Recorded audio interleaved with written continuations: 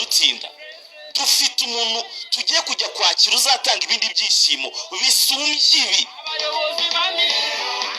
Kuri gahunda yari ihari ikipe ya Rayon Sport yagombaga kwakira ku isaha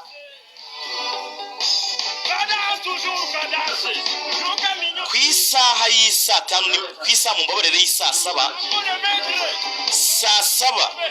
saa 7 n'iminota 15 twe twamaze kugera kuri uyu munsi turiho, twe twamaze kwinjira ku itariki 25. Abakunzi benshi b'ikipe ya Rayon Sport bari bamaze gukandagira amakuru avuga ko umutoza wabo mukuru uheruka kubahesha igikombe cya shampiyona, inshuti yabo magara, umuntu utarahwemye kubereka ko ari inshuti yabo, uyu ni umwe mu batoza bakunzwe n'abareyo byo ku rwego rwo hejuru. Igikombe cya shampiyona Rayon Sport iheruka, igikombe cya shampiyona Rayon Sport iheruka, Rayon Sport iragikesha uyu mugabo. Niyo mpamvu abakunzi b'ikipe ya Rayon Sport bose bamenye igihe uyu mugabo ari buze kwinjirira muri iki gihugu. Barwanya urugamba rukomeye cyane rwo kugira ngo ahagere nabo bahari kugira ngo amwereke urukundo. Si abantu benshi binjiye muri Rayon Sport iyi sezo ngo bakirwe muri ubu buryo. Murabibona ifoto ya mbere umuntu wari umukumbuye kurusha abandi yitwa Claude Muhawe n'Imana, yagiye aramuhobera ubanza benze no kurira bose, bari bakumburanye cyane byo ku rwego rwo hejuru. Yabanje aramuhobera aramubwira ati bienvenido, ati urakaza neza, welcome back. Uyu mutoza yamaze kugera ku butaka bw'u Rwanda. Rero abareyo muri yumva mute? Manuririro muri comment gusa.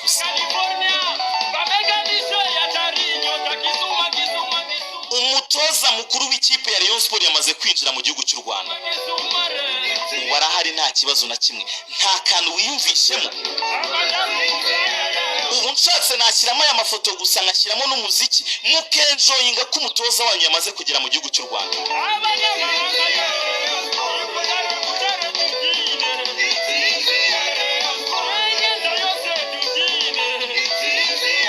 Uyu mugabo rero yamaze kugaruka mu gihugu cy'u Rwanda.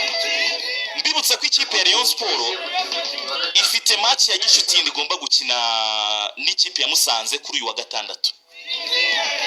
Uyu wa gatandatu ikipe ya Rayon Sport irakina indi match ya gishuti.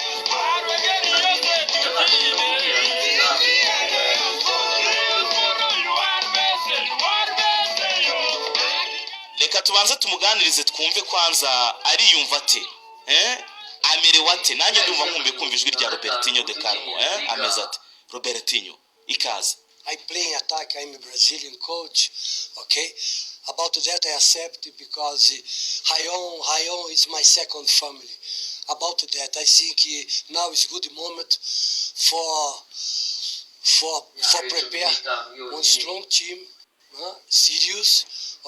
Kigali is my house, and Rayon Sports Club is my family. I'm very happy because I like very much winning. I play in attack. I'm a Brazilian coach. Okay. About that I accept because Rayon is my second family.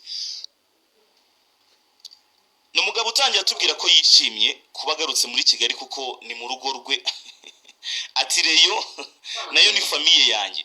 Ati njyewe ndi umutoza wataka kubera ko ndi umunya Brazil. Ati niyo mpamvu rero ndi hano nyine, banza wumve hano. That I accept because Rayon is my second family. About that I think now is good moment for prepare one strong team. Ati uyu ni umwanya mwiza wo kongera gutegura ikipe ikomeye, serious. Okay. Good players for to be champion is my mentality. Ati tugomba kuba dufite n'abakinnyi beza kugira ngo dutware igikombe cya shampiyona kuko niyo myumvire yanjye. You know very well my style. I like too much playing attack. Okay. For win. If you play in attack, you have too much chance for it.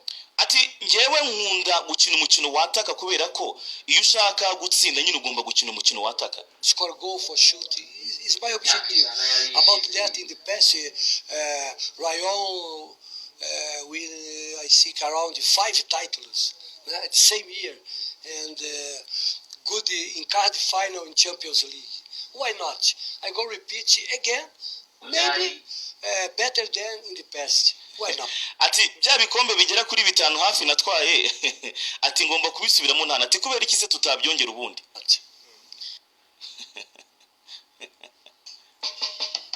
Ivana rukumbuye interview nk'ingiyi y'umuntu uza akakubwira ngo igikombe cya shampiyona tugomba kugitwara. Natwaye 5 hano, nageze muri kimwe cya kane cya CAF Confederations Cup. Kubera iki tutakongera gusubiramo ayo mateka subundi? Kubera iki tutakongera gusubiramo ayo mateka?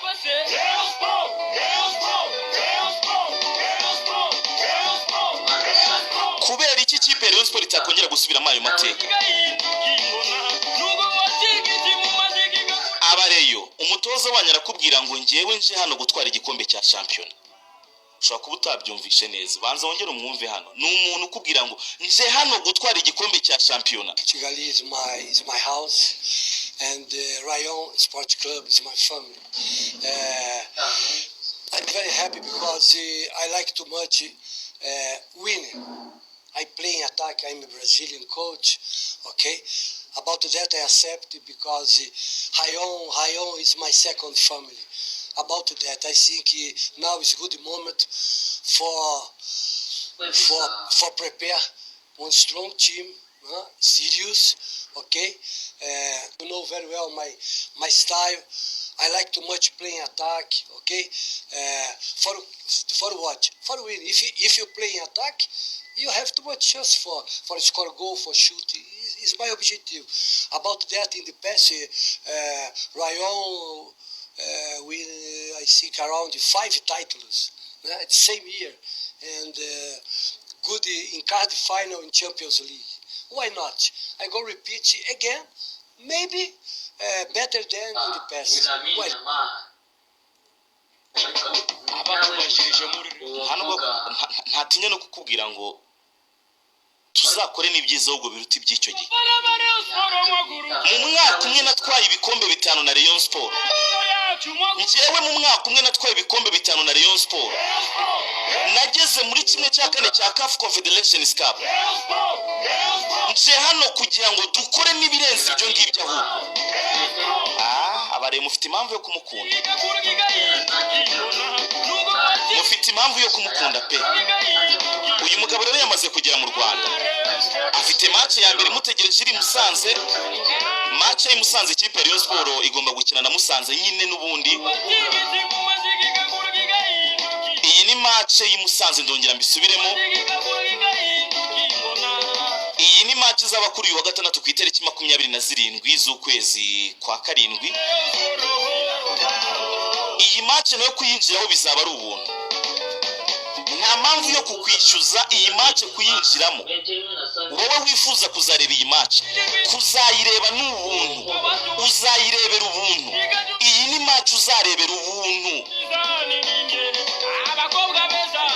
Nongere ngwibutse ikipe ya Rayon Sport match 3 zifungura za shampiyona. Iya mbere izakina na Marine, match ya kabiri Rayon Sport izakira Amagaju, match ya gatatu Rayon Sport izakira APR.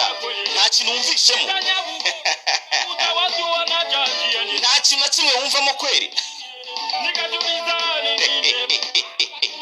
Reyo